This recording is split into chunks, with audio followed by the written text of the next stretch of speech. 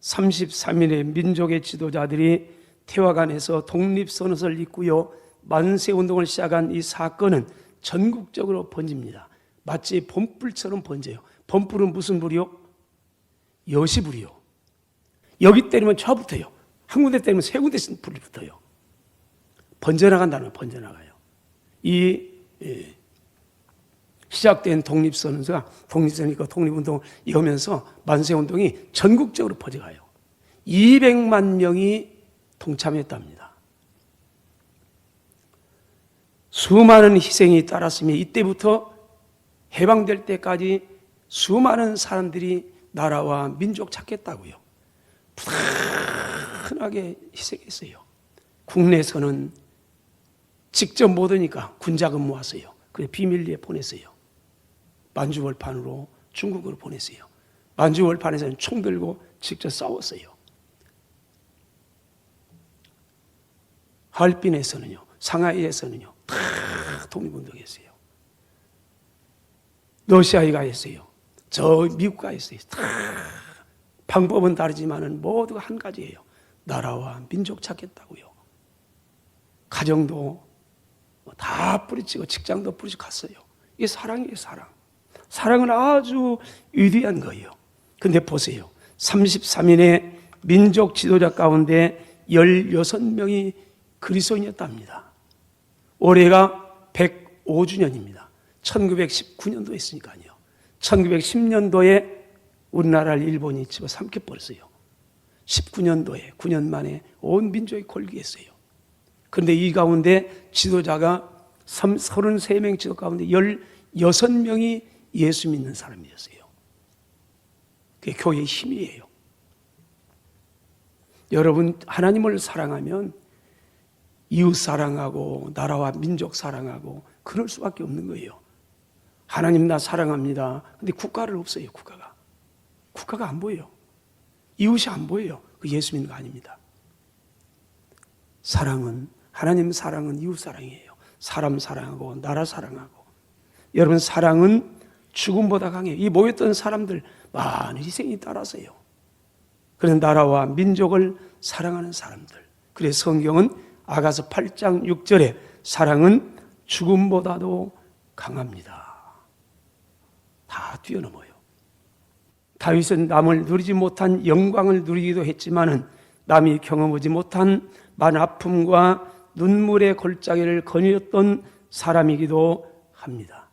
때로는 인간의 연약 때문에 하나님을 사랑하지만은 인간의 연약 때문에 범죄하고 하나님 앞에서요 통곡하면서 밤새도록 눈물로 회개하기도 했고 절망의 골짜기를 거닐면서 때로는 몸부림치면서 하나님 불쌍히 여겨달라고요. 불쌍히 여겨달라고요. 기도하기도 했습니다. 그런 다윗을요. 어쩌면은 그런 다윗을 보면서 우리의 모습과 비스무리해요. 그렇게 위대하지 않은 것 같아요. 저 베들레헴 촌에 양을 치던 목동 하나님 앞에서 인정받아가지고 스카웃 받아가지고 가는데 많은 어려움이 있어요. 넘어지기도 해요. 다시 또 일어나요. 그 다윗을 보면서 우리의 모습 같아요. 내가 주님 사랑합니다. 믿음을 삽니다. 하는데 또 여지없이 나락에 떨어져가지고 이건 아닌데 가슴을 치면서 통곡하기도 해요. 다 그래요. 인생이에요. 그런 다윗을 하나님께서는 사도행전 13장 22절에 내 마음에 맞는 사람이라. 내 마음에 맞는 사람을 최고의 평가를 합니다. 다윗이 허물이 없었다는 거 아니에요. 다윗이 연약한 부분이 없었던 거 아니에요. 연약한 부분은 많아요. 어떻게 참 저럴 수 있을까 할 정도로요. 그런데 하나님은 그 다윗을 보면서 내 마음에 합당한 사람이다. 내 마음에 맞는다. 내가 다 이 다윗을 통해서 내 뜻을 이루어가게 하리라. 우리도 한 번뿐인 짧은 생애 가운데 하나님의 마음에 맞는 사람이라는 평가가 되기를 주의 이름으로 축원합니다. 오늘 본문 표제해 볼까요? 자, 보겠습니다. 여호와의 종 다윗의 시라. 18편은 다윗의 시입니다. 언제 이 시를 불나요? 다윗 여호와께서 다윗을 그 모든 원수들의 손에서와 사울의 손에서 건져신 날에, 이때 시편 오늘 시편 18편을 고백을 해요. 나의 힘이신 여호와여, 내가 주님을 사랑합니다. 언제 이 고백을 하느냐? 평탄하고 잘 나가고 어려움도 없고 문제도 없고 그야말로 내가 원하는 대로 만사하여, 그게 아니란 말이에요. 원수들로부터, 모든 원수의 손에서 원수들이 많았어요. 사울이 그렇게 죽이려고 했는데 남이 아니에요. 사울은 다름이 아니라 장인 영감, 장인 어른이에요. 가장 이해하고 그걸 위해 충성 다하고, 그런데 그 사울이 죽이려고 쫓아다닌단 말이에요. 이런 많은 어려움이 있어요. 근데 그때마다 하나님 건져줘요. 이때 고백이 나의 힘이신 여호와여, 내가 주님을 사랑합니다. 그런 고백을 해요. 오늘 첫째로, 하나님은 하나님을 사랑하는 다윗, 한없이 연약한 그런 다윗에 있어서 힘과 능력이 되어주셨다는 겁니다. 여러분, 세상은 힘이 있어야 살아갑니다. 힘이 없으면 하루도 못 삽니다. 힘에는 그런데 여러 종류가 있습니다. 체력이 있습니다. 건강, 몸의 육신의 힘입니다. 건강의 힘 얼마나 소중합니까? 건강해야지요. 건강하지 못하면 기도하고 싶어도 마음은 안 되는 걸 어떡합니까? 안 되는 걸. 그러나 아무리 건강한 사람도 나이 앞에서는 어쩔 수 없어요. 어떤 사람 나이는 숫자에 불과합니다. 그런 사람도 있어요. 그렇지만은 일반적인 면을 볼 때 나이 앞에서 큰 소리 치는 사람 하나도 없어요. 사람은 결국 힘이 빠져 죽기 때문에 그렇습니다. 이날 힘이 없으면 가는 거예요. 이날 힘만 있으면 안 가요. 두 번째, 지력입니다. 지식의 힘. 요즘에 정보화 시대라고 합니다. 박사학위 하나만 가져도 어깨에 힘이 들어갑니다. 그러나 기억하세요. 아무리 많이 배우고 알아도 5분 앞길도 인생은 몰라요. 그게 우리예요. 한계예요. 세 번째, 금력입니다. 돈의 힘이에요. 뭐니 해도요, 머니가 최고예요. 그래요. 그러나 여러분, 아무리 돈 많아도요, 5만 원짜리 감기 들었는데 5만 원짜리 내가 씌워먹는다 해서 감기 났습니까? 아무리 돈이 많아도 그 돈 가지고 감기 하나 못 고쳐요. 권력, 권세의 힘이죠. 요즘 국회의원 공천 받으려고 난리 법석입니다. 나쁜 건 아닐 수 있어요. 화무는 11호이고 달도 차면 기울어가는 거예요. 금방이에요, 금방. 여러분, 우리가 기억해야 돼요. 이것만 가지고는 부족합니다. 이런 힘은 있다가 금세 없어질 수 있는 겁니다. 이것 가지고는 부족해. 또 필요해요. 우리 그리스도인에게 영적인 존재, 우리 영적인 존재예요. 그러므로 영적인 힘, 영력이 힘입니다. 영적인 힘은 그런데 어디서 나오나? 다윗의 고백 볼까요? 1절 다시 봅니다. 나의 힘이신 여호와여, 내가 주님을 사랑합니다. 2절, 여호와는 나의 반석입니다. 나의 요새입니다. 나를 건지시는 분입니다. 나의 하나님이고 내가 그 안에 피할 나의 바위가 되고 방패가 되고 구원의 뿔이 되고 나의 산성입니다. 나의 하나님은 나예요. 전부래요. 나의 힘이신 여호와여. 두 고백을 해요. 하나님이 나의 힘이 되십니다. 나의 힘이신 여호와. 여러분의 힘은 뭡니까? 두 번째, 내가 주를 사랑하나이다. 사랑의 고백이에요. 사랑하는 사람이 있다. 사랑할 대상이 있다. 참 행복한 거 아닙니까? 왜요? 사랑하는 것은 사랑을 받는 것보다 행복한 겁니다. 여러분에게 사랑할 대상이 있다는 거예요. 그게 행복한 겁니다. 근데 아무리 봐도 다 죽일 놈이요. 사랑할 사람이 없어요. 이게 불행한 겁니다. 이 사람은 어떤 걸 소유해도 행복하지 못해요. 근데 사랑할 대상이 있다. 여러분, 눈을 감고 곰곰이 생각해 보세요. 나에게는 사랑할 사람이 있는가? 사랑할 대상이 있는가? 가족이 됐든 친구가 됐든 아내가 됐든 자녀가 됐든 이웃이 됐든 장로님이 됐든 권사님이 됐든 그분이 됐든 사랑할 대상이 있다는 거예요. 그분만 생각하면 가슴이 벌렁벌렁하고요. 밥을 안 먹어도요, 배가 부를 정도예요. 사랑할 대상이 있다는 거예요. 가장 불행한 분은요, 사랑할 대상이 없어요. 그래서 제가 가끔 얘기합니다. 이 세상에 가장 행복했던 분이 누굴까? 저는 예수님이라고 봅니다. 자기의 생명까지 내놓을 사랑할 대상이 있다는 거예요. 그분처럼 행복한 이 어디가 있겠어요? 우리가 이것만이 아니고 조금 뭐가 아니고 나의 삶 전체를 줄 수 있는 사랑의 대상이 있다면요, 그 사람은 환경 뛰어넘습니다. 행복한 겁니다. 다윗은 그 고백을 하고 있습니다. 내가 주님 사랑합니다. 그러니 그분이 나의 힘입니다.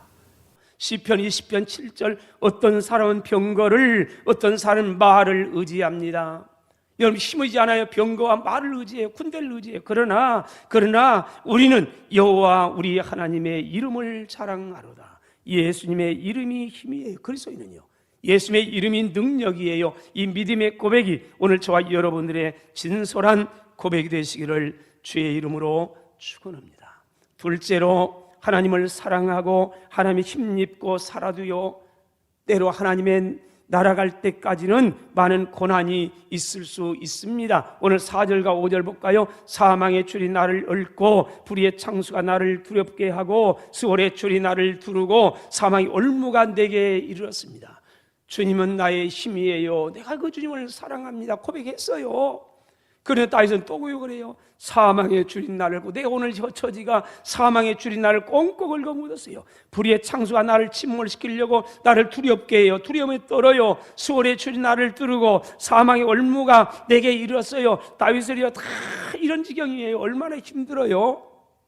여러분, 예수님 힘입고 하나님을 아무리 잘 믿어도요, 세상 사는 동안 고난과 문제를 만납니다. 광야에 모래바람이 불지 않은 적을 보셨습니까? 바다에 파도가 일지 않은 적을 보셨습니까? 인생에 문제없는 사람이 있을까요? 세상 365일 문제없는 때가 단 하루라도 여러분 있었습니까? 다 있어요. 문제는 있어요. 근데 달라요.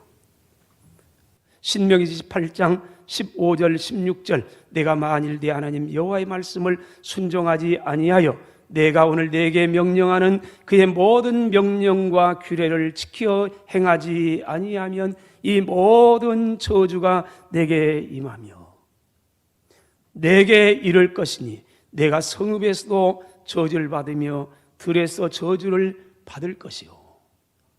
내 마음대로 살면요, 하나님은 룰이 있어요. 그런데 내 마음대로 살아요. 하나님, 가세요. 간섭하지 마세요.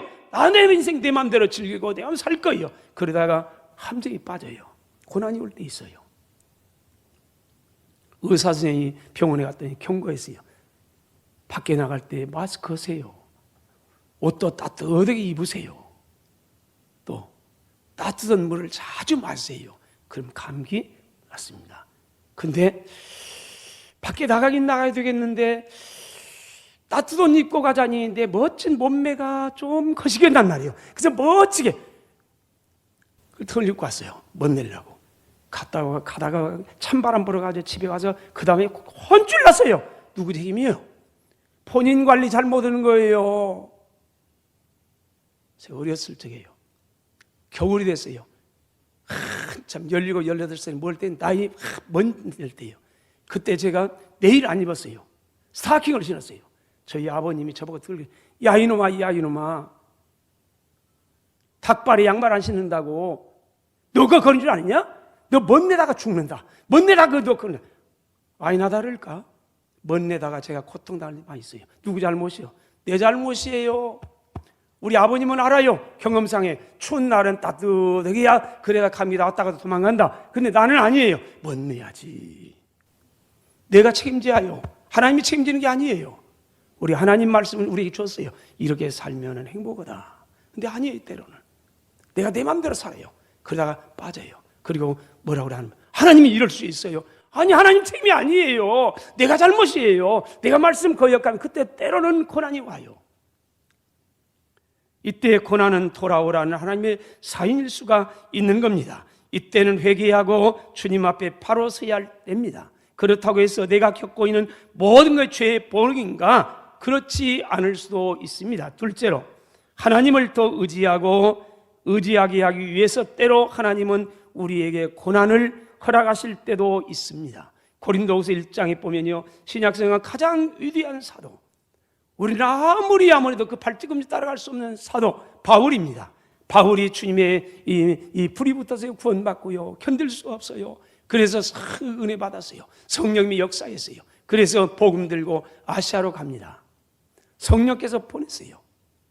그래서 열정까지 갔어요. 복음 증거했어요. 그러면 어떻게 해야 됩니까? 하나님 앞길을 활짝 열어주고 형통하고 할렐루야 하면서 막 해야지요. 근데 그렇지 않아요. 얼마나 바울이 힘들었느냐. 성경은 말하기를 심지어 생명의 위협을 느낄 정도 절망 가운데 빠져요. 모든 소망이 다 사라져 버렸습니다. 절망이었습니다. 그때 사도 바울은요, 하나님이 왜 이래요? 내가 뭘 잘못했나요? 내가 하나님께서 그 영혼 구원하라고 이 사명 가지고 주님 보내서 여기 왔는데 내가 이런 절망 가운데 왜 이렇습니까? 그러지 않았어요. 깨달았어요. 9절입니다. 이는 우리로 자기를 의지하지 말고 오직 죽은 자를 다시 살리시는 하나님만 의지하게 하심이니라. 따라서 합시다. 하나님이여, 하나님만 의지하게 하옵소서. 깨닫는 것이 은혜인 겁니다. 바울은 깨달았어요. 환난이 올 때, 문제가 올 때, 내가 잘못하면 큰일 나겠구나. 하나님만 의지하라는구나. 그렇다면 뭐예요? 바울이 자신을 많이 의지했던 거 아닙니까? 복음 증거를 갔어요. 근데 이걸 깨달아요. 고난을 통해서요. 그러므로 사랑하는 여러분, 환난의 바람이 불어올 때, 인간관계에 깨어질 때, 내 인생이 불안과 두려움으로 가득 찰 때, 오직 죽은 자 가운데서 다시 살리시는 전능하신 하나님을 의지하시기를 축원합니다. 그렇다면 내 인생에 고난이 찾아올 때 어떻게 해야 됩니까? 첫째는 하나님을 더 사랑하세요. 그리고 더 가까이 하나님께 나가세요. 나의 힘이신 여호와여, 내가 주님을 사랑합니다.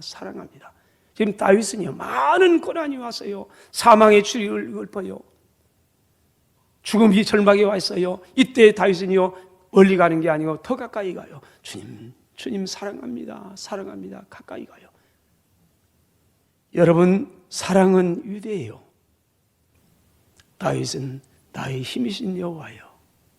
지금 환란이 바람이 오면 막 군대가 떼밀려와요. 근데 불구하고 하나님 이러지 않아요. 그러지 않고요, 하나님 사랑합니다. 내 힘이 됩니다. 자꾸 가까이 나가요. 사랑을 고백해요. 요한복음 3장 16절, 하나님의 세상을 이처럼 사랑했습니다. 그래서 독생자를 주었습니다. 하나님의 사랑은요, 독생자까지 죽음에 내어줄 수밖에 없는 사랑이에요. 사랑. 제가 가끔 얘기합니다. 세상에서 가장 행복했던 분이 누구였을까? 저는 예수님이라고 봅니다. 왜냐하면 그분은 목숨까지 줄 수 있는 사랑의 대상이 있었어요. 세상에 가장 불행한 사람은 사랑할 사람이 없다는 겁니다. 하나님께서 오늘 사랑하신 그 십자가의 사랑이 저와 여러분을 강권하시기를 축원합니다.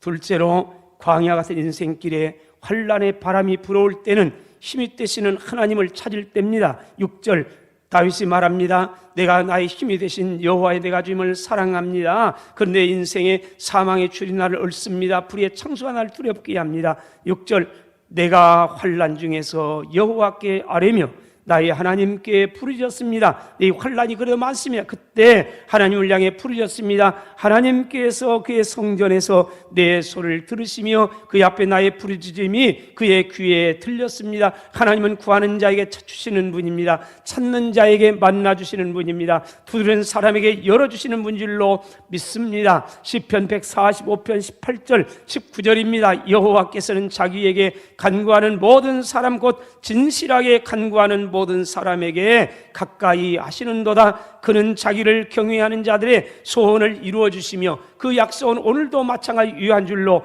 믿습니다. 또 그들의 부르짖음을 들으셔서 구원하시리로다. 출애굽기 6장 5절에 보면 이제 애굽 사람들이 종으로 삼은 이스라엘 자손의 신음소리를 내가 듣고 나의 언약을 기억하노라. 이스라엘 사람들이 이집트에 있으면서 너무 힘들었습니다.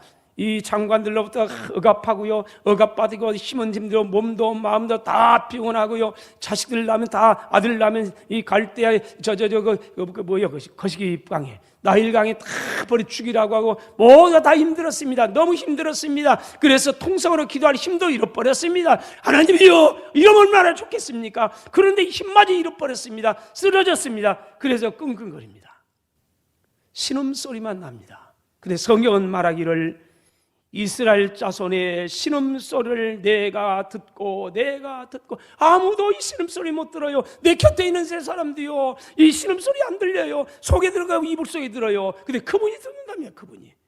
그분의 귀는요, 소머지기보다 더 밝아요. 그래서 우리의 작은 신음소리 들어요. 나의 작은 신음소리를 들으시는 그 아버지예요. 종종 지금은 우리 유치부가 많이 줄었어요. 몇 년 전만 하더라도 한 30명 됐어요, 유치부가. 근데 유치부가 예배를 드리는데 때로 이 어른 작년 예배 때 저 유아실에서 유치부생이 놀아요. 엄마하고 장난이 놀아요. 근데 여기가 막 다니다 보면 엄마들이 저기서 예배 드리기가 혼란스러워요. 그래서 제가 한 젊은 엄마에 물었어요. 왜 유치부실로 아이를 안 보냅니까? 그랬어요. 그랬더니 이렇게 대답해요. 생각하고 뭐가 아니에요. 딱 그게 사실이에요. 엄마를 떠나면요, 울어요. 안 떨어지려고 막 울어요. 맞아요, 틀려요? 맞지요. 엄마가 곁에 떨어지면 불안해요. 막 울어요. 제가 그랬어요. 아니, 한두 번만 떨어져서 예배 드리면 금방 잊고 드립니다. 걱정 마세요. 제 이 말이 맞아요, 틀려요? 맞죠? 여러분은 모르지만은 우리 2000년도에 예배당 딱 짓고 어린이집을 했어요. 1층은 우리가 예배당 건물이 아니에요. 1층은 노유시설로 허가를 받았어요. 그래서 노인대학하고 여기 유치원을 여고요. 그래서 유치원을 시작했어요. 어린이집을 시작했어요. 그런데 이 어린이집 오려고 하면은 집에 차가 돌잖아요. 엄마가 딱 여기 데려나와요. 데려나오는데 안 떨어지려고 막 울어요. 선생님 뭐라고 그러세요? 조금 아니면 다 잊어요. 걱정 마세요. 근데 엄마가 그래요. 보내긴 보내야 되겠는데 그냥 마음이 안절부절해요. 그래도 별별 사탕 발림해가지고 겨있더는. 그런데 차 타고 5분만 지나면 싹 잊어버리고 신나게 놀아요. 제가 경험했어요. 제가 알아요. 걱정 한두 번만 떨어져 보세요. 그러면은 잘해요. 맞아요, 틀려요? 맞아요. 이건 맞는 거예요. 그러나 어머니 마음은 아니에요. 목사는 그럴 수 있어요. 근데 어머니는 그럴 수가 없어요. 두 번 떨어지고 우는다는 것이요, 엄마는 견딜 수가 없어요. 한 번만 우는 것 봐도 엄마는 잠을 못 자요. 이게 엄마예요, 엄마. 목사는 얼마든지 맞는 말은 해요. 맞는 말. 목사가 틀린 말을 해서 맞기는 맞는데, 그래, 엄마의 심정과는 전혀 다른 거예요. 못 보내요. 엄마는 만일 보내면 그날 예배 못 드려요. 우리 애기 울진 않을까, 어떠지 않을까, 별별 생각해요. 안절부절 못해요. 이것이 하나님의 마음이에요. 사랑하는 여러분, 우리의 힘이 되시는 하나님을 사랑하고 의지하고 인생의 비바람이 불어올 때는 피난처가 되시며 우리의 산성이 되시는 그분의 품에 안기세요. 밖으로 뛰쳐나가지 마세요. 세상에는 진정한 안식이 없어요. 평안이 없어요. 그럴듯할 뿐이에요. 안전지대에 없어요. 오직 우리의 반세반석 되시는 예수님 안에서만 우리는 안식할 수 있는 겁니다. 평안을 누릴 수 있는 겁니다. 그리고 그분을 향해 두 팔을 벌리세요. 두 손을 모으세요. 그리고 하나님 도와주세요. 부르짖으세요. 하나님께서 들으십니다. 그러므로 하나님의 은혜에 능력받아서요, 강하고 담대하게 일당백의 역사를 이루어가는 세상에 감당할 수 없는 믿음의 용장 다윗처럼 멋진 저와 여러분 되시기를 주의 이름으로 축원합니다.